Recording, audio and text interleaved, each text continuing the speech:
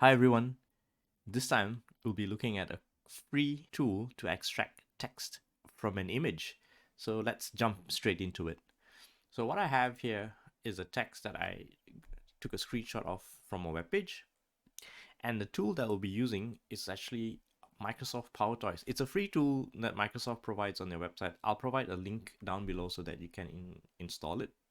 But the one that we'll be using today is the Text Extractor.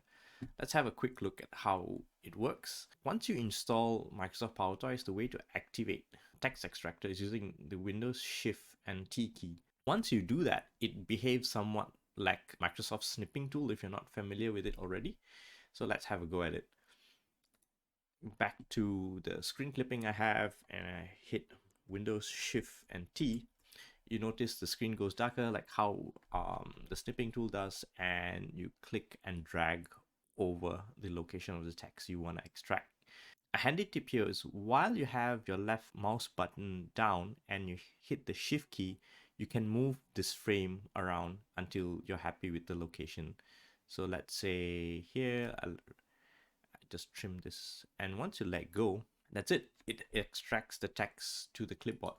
So once I have Notepad here, let's paste it. So here you go. This is a perfect extract of what you see here, and now you can edit the text, and if you need be, put into a document and work on it. But just be mindful if you're working on a large document and you do a text extract, just make sure you read through it, because OCR sometimes can make mistakes, so just be prudent. That's it. If you found this video helpful, hit the thumbs up button, and until the next time, bye.